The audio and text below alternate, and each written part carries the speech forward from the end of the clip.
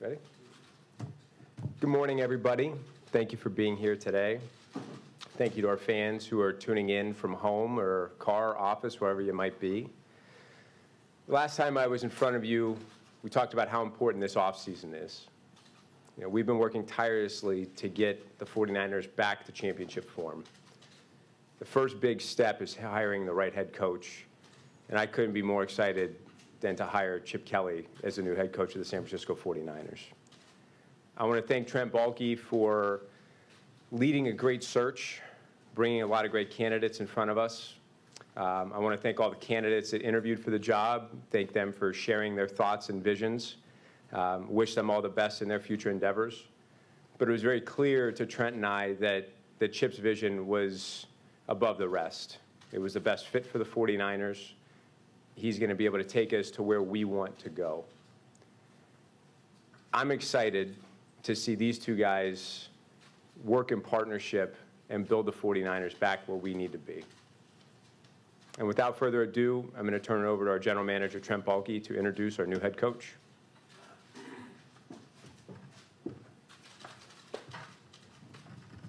Thanks, Jed. I appreciate everybody taking the time to join us today. First off, I'd like to echo a comment Jed made earlier with respect to the other candidates. It was a very talented group, learned a lot through the process, and really want to take the time to thank those individuals and wish them the best as they move forward with their careers. But at the end of the day, this was a fairly easy decision. It was evident early on in our conversations with Chip that he shared a very similar vision to us with respect to the direction of this football team. He's a well-rounded, highly innovative coach with a proven track record of success at every level of competition, including the NFL. Identified as a strong leader of men and somebody that I really consider a true football guy. He's driven, he's passionate, and the one thing that really came forward is his respect for the game, both past and present. And was really impressed by that through the process. All of that, along with some other things, made him the right fit at this time or any time to lead this program into the future. And with that said, I'd like to welcome Chip up, the new head coach of the San Francisco 49ers.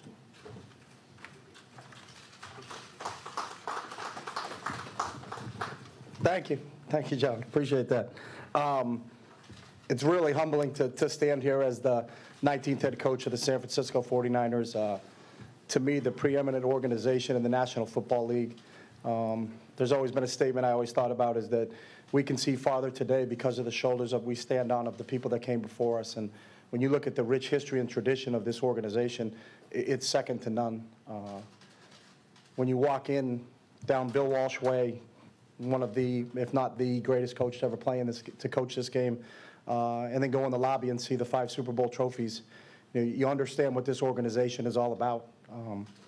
I got a chance to visit with Jed and Trent in this process, and that's what struck me the most. I had a great experience when I was in Philadelphia, and again, wanted to just thank Jeffrey Lurie for giving me the opportunity to coach there. I left an organization that had great people and meant a real lot to me and were very supportive of me, and I love the players that I coached there. But when you have an opportunity to do it again, it's can you be aligned with the people that are running the organization? And when I met Jed, I was just struck. I'd never met him before. And I looked at his track record and understood he's about winning. And if you really look at in the past 5 years, Jed and his family built the best stadium in the National Football League. They've been to a Super Bowl, and they're now hosting a Super Bowl. I think Jed's smart. I think he's aggressive. And it's really just, I can't thank you enough for entrusting me to be the head coach of this organization. And then when you talk about Trent, Trent's a football guy. And I like to think I'm a football guy. He's a grinder. He loves the game. He loves everything about the game. I love everything about the game. And I can't tell you what a blast it's been in the last 2 weeks, just talking football, talking vision, talking how do you see this, how do you see that, and to be able to collaboratively work with someone like that in terms of building this team and getting us to the point where we can get a 6th trophy to put in that case out in front of 49-49 is something that we're going to strive for. We're going to work toward together. The game of football is the quintessential team sport. It takes a collaboration on so many different levels for a team to be successful. It's not just the 11 guys on the field. It's an entire organization.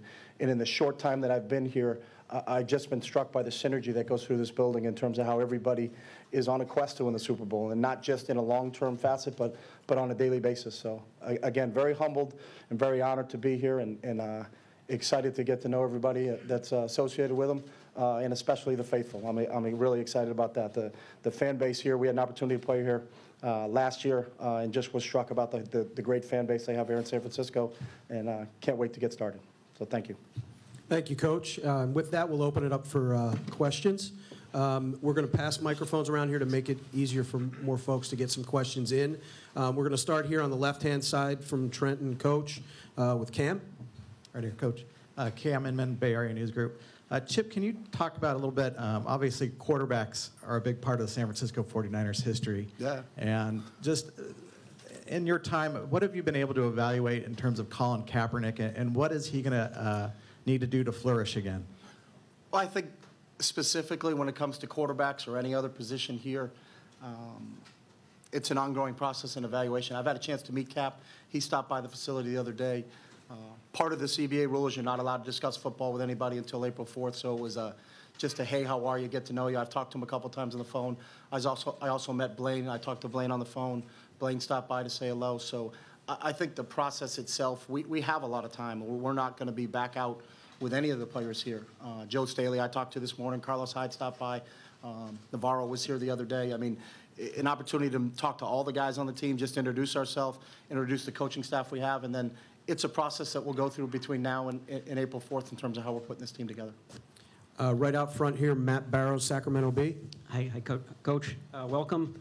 Getting back to Colin Kaepernick, there have been reports that you were at least interested in trading for Colin at some point last year. Can you talk about that and just assess Colin Kaepernick? What have you seen from him, coaching against him, perhaps looking at him a year ago? I don't know where that report came from, but we were very happy with Sam in Philly. And in terms of Cap, I just know playing against him, he was very difficult for us to play against 2 years ago out here on this field. And then we didn't play San Francisco last year, so I haven't done a ton of tape study in terms of how he's played. We're in that process right now, but the main thing for me right now is putting a staff together, and then we will evaluate everybody on the roster. To the left here, second row, Matt Mayoko from Comcast Sportsnet Bay Area. Before I ask my real first question, a week delay between hiring and press conference. Why was that? I've been known to run a really slow offense, and I wanted to just kind of set the tone for how things are going to be here in San Francisco.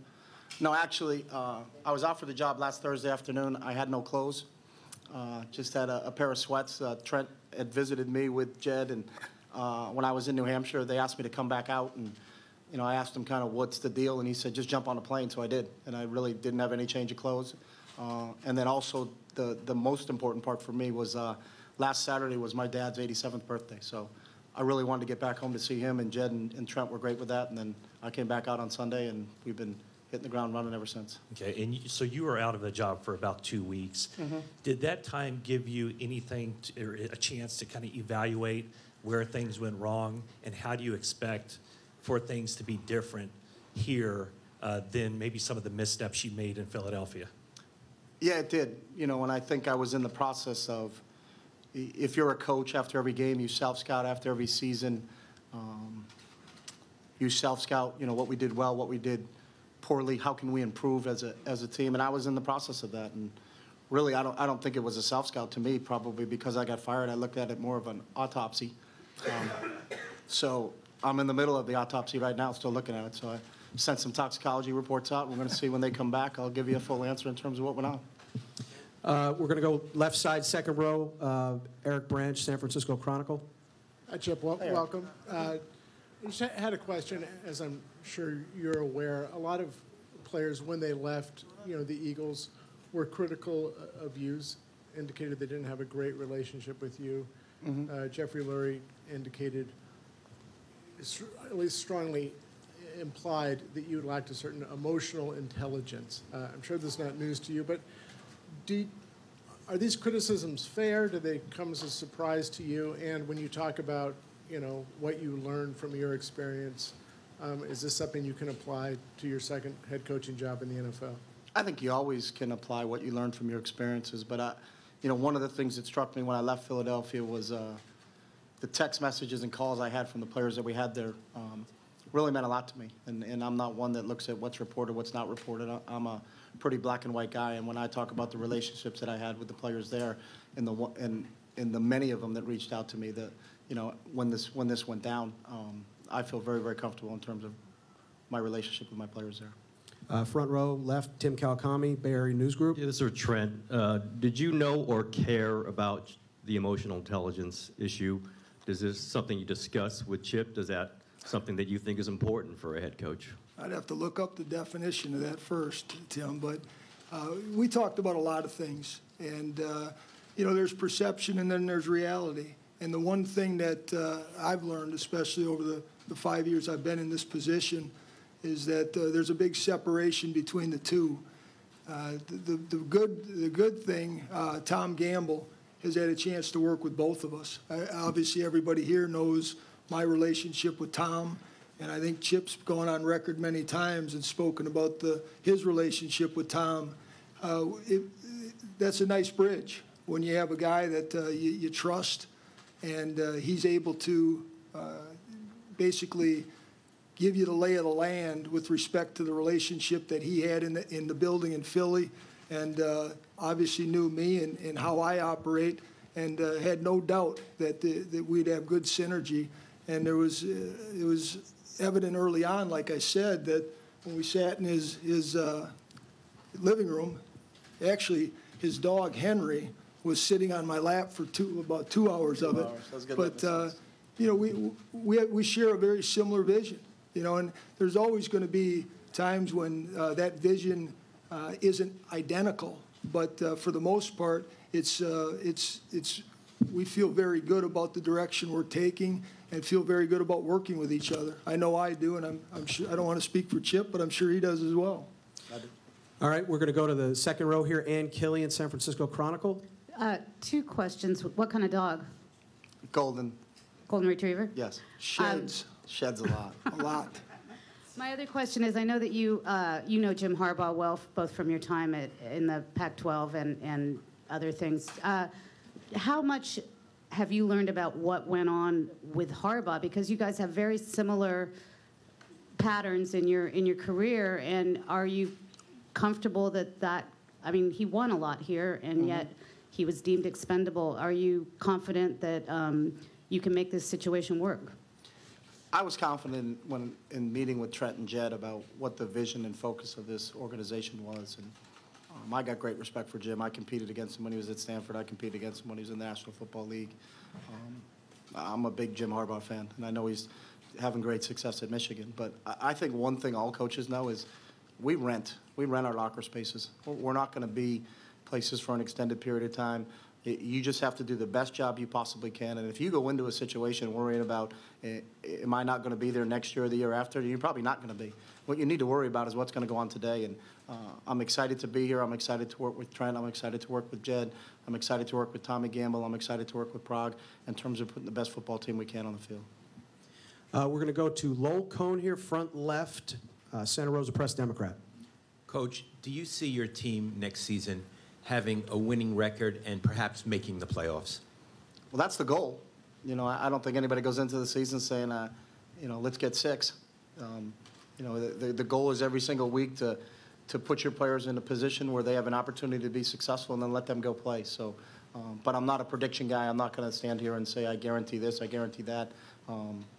There's always long-term goals in terms of what you want to get accomplished, but I really think your focus has to be on the short-term goals, and that's improving on a daily basis. Okay, we're going to go to Mindy Bach, Comcast Sportsnet Bay Area in the second row left. Welcome, Mr. Kelly. Nice to meet you. Thank you. Can you just tell us where you are as far as putting together your staff and maybe what staff members were held over from last season as position coaches?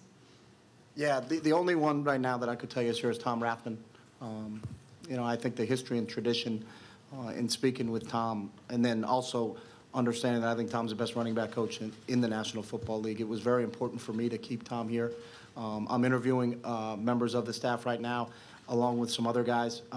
We're hopeful within the next week we'll have this wrapped up, and then we'll have announcements whenever anybody signs a contract.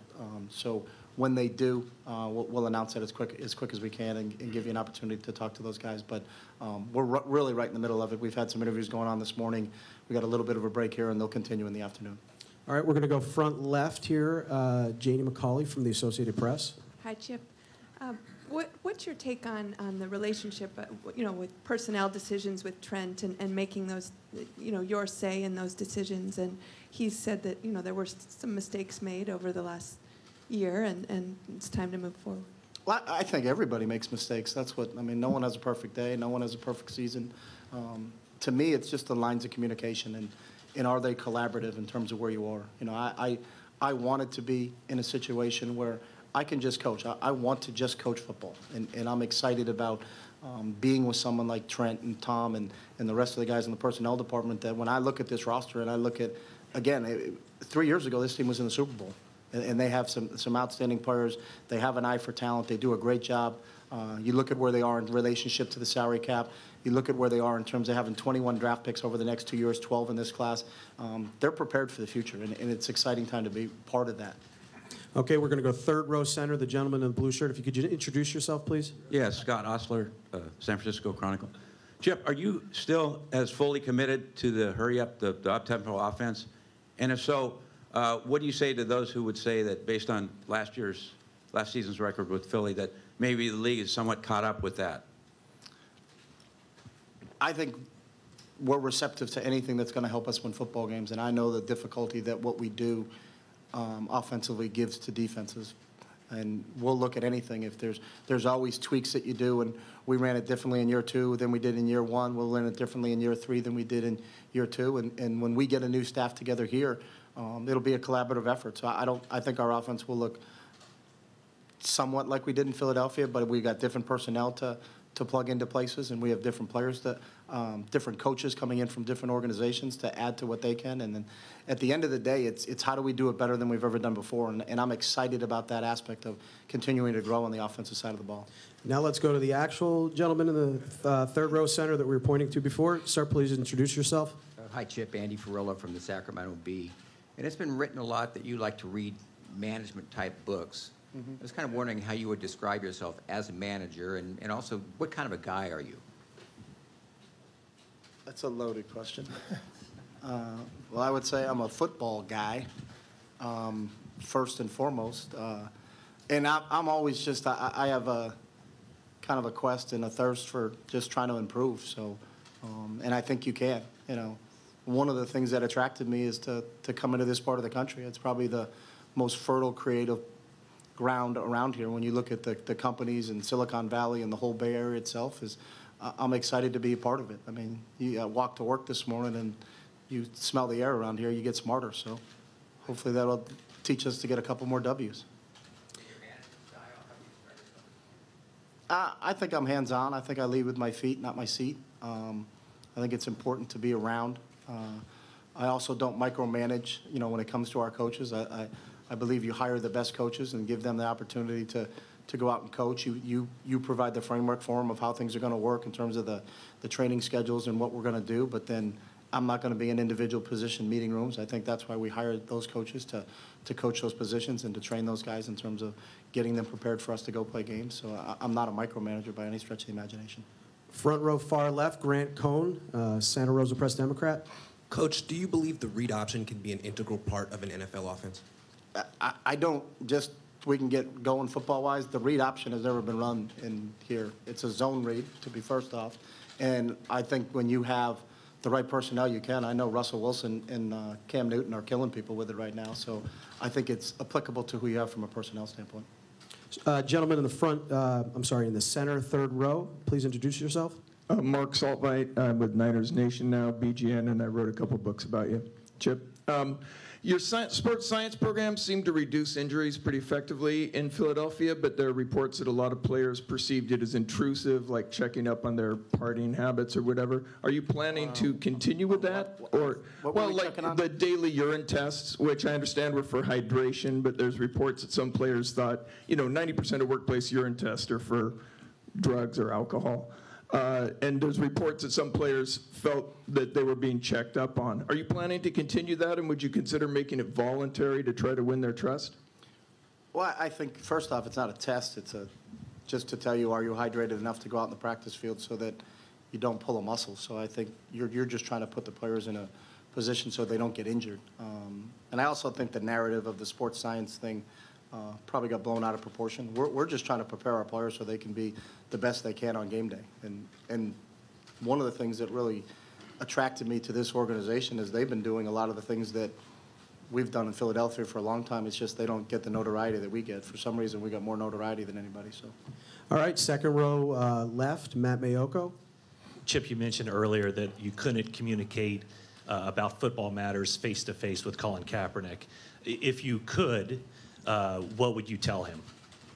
I would tell him I can't because there are rules that we are governed by. So we're going to have plenty of time with all of the players to talk football from April 4th on. So it doesn't help to say I'm going to put a message out. And if I tried to put a message out right now, we probably could get in trouble for that. So I'm going to not get in trouble, and I'm going to wait till the 4th to talk football. Okay. Is there anything that you would want your players to know about what kind of coach they're getting in you? Yeah, and that's why I'm talking to all of them personally.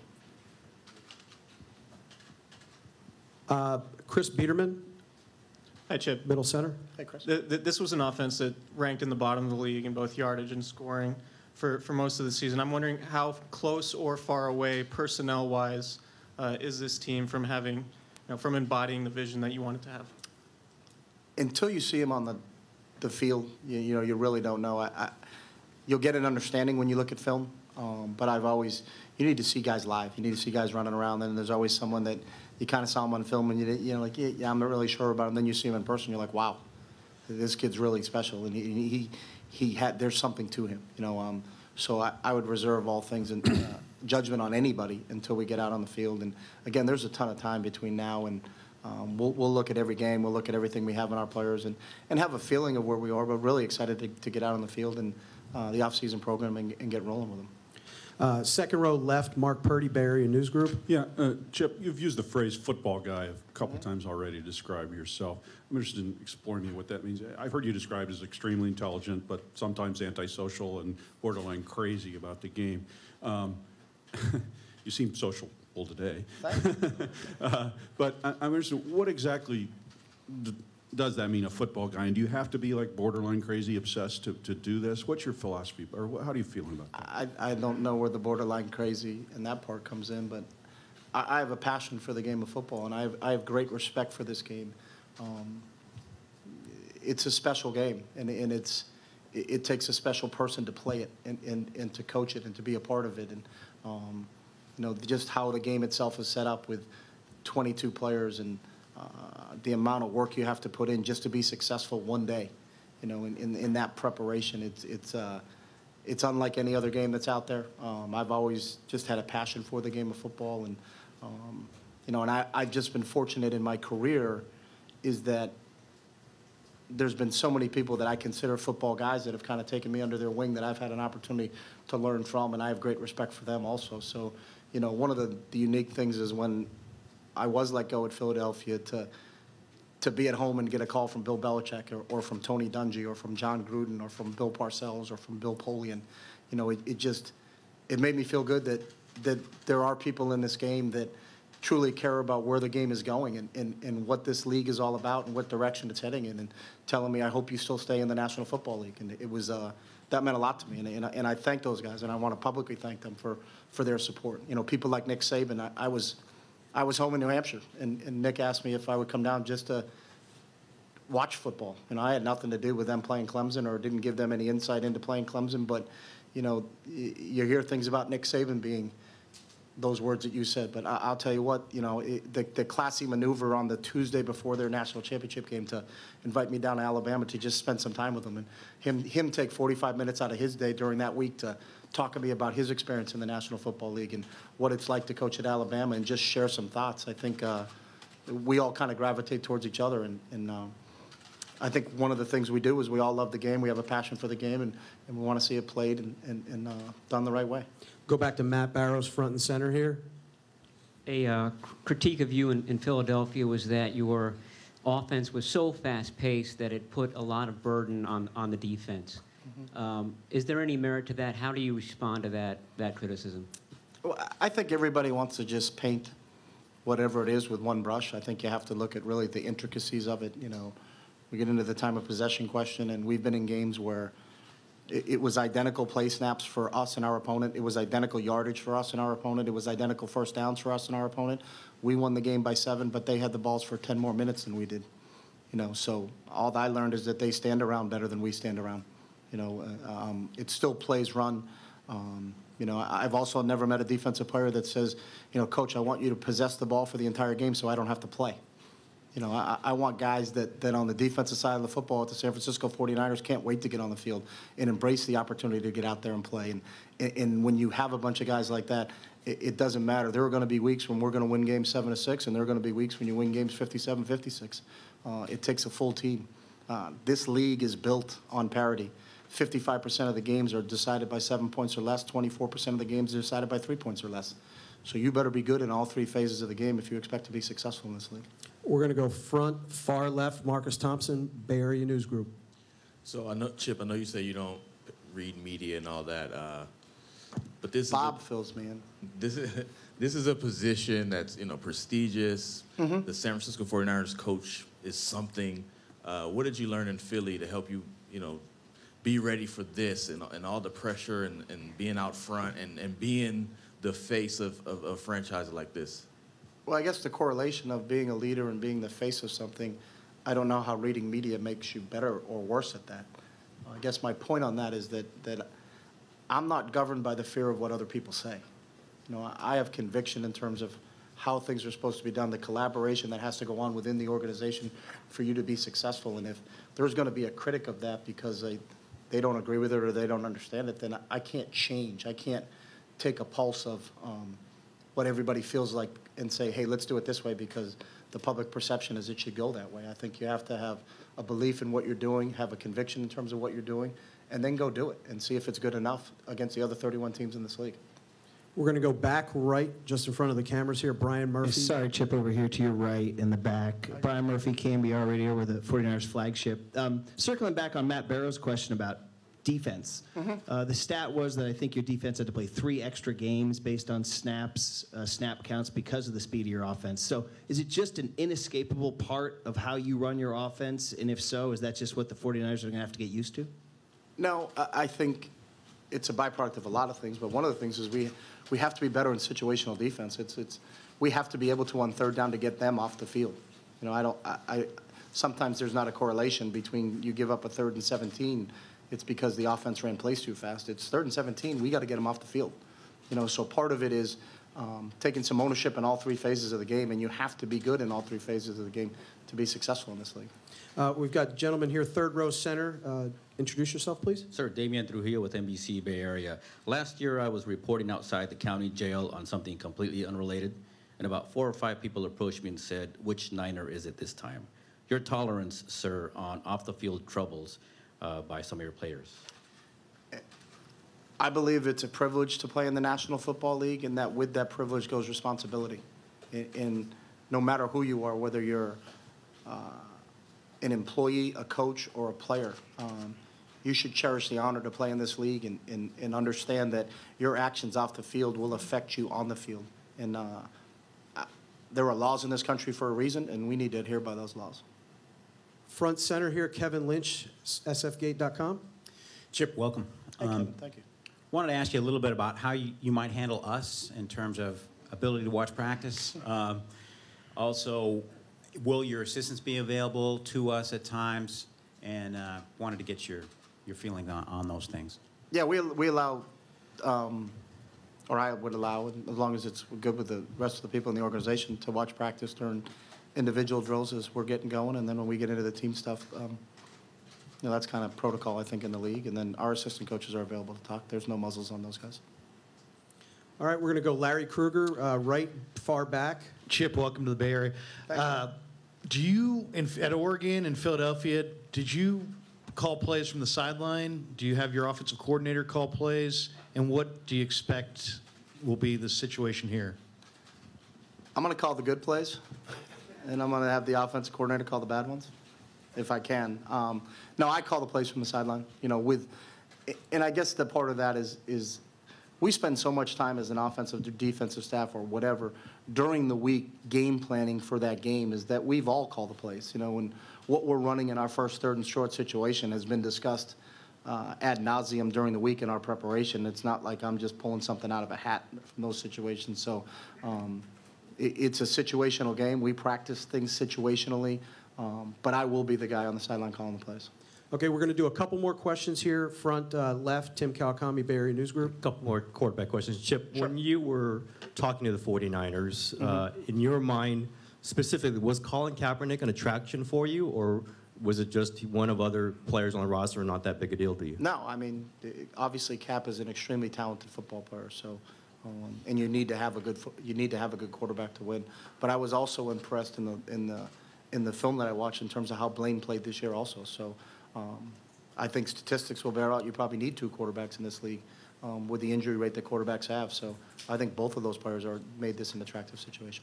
And to clarify, I know there's some gray area here, but Trent has control of 53. What's your input going to be on personnel? And would you specifically like the quarterback situation to be in your hands? As I understand, it was largely with Harbaugh and Trent previously. No, Trent has control of the 53, and I'm real comfortable with that. I'm comfortable with I wouldn't be here if I wasn't. I think the way this personnel department is set up and how they structure things, I'm excited to be a part of it. All right, Mindy Bach, second row left. Once again, Coach Kelly, you mentioned that you can't see the players till April 4th, but there's a big decision regarding Colin Kaepernick on April 1st, whether the team wants to retain him for another year or not. As he is undergoing rehab right now for 3 injuries, how are you going to assess if that is a player you would like to remain on your roster, and do football rules prohibit you from talking to him about his rehab over these next few weeks? Well, his rehab is being run by Ferg and our athletic training staff, and in any type of injury situations, I always defer to them. I'm not an expert when it comes to any injuries, and they'll give Trent and myself feedback in terms of where he is and how he's recovering. I talked to Cap a little bit about it. I think he's headed back to Colorado right now to continue his rehab.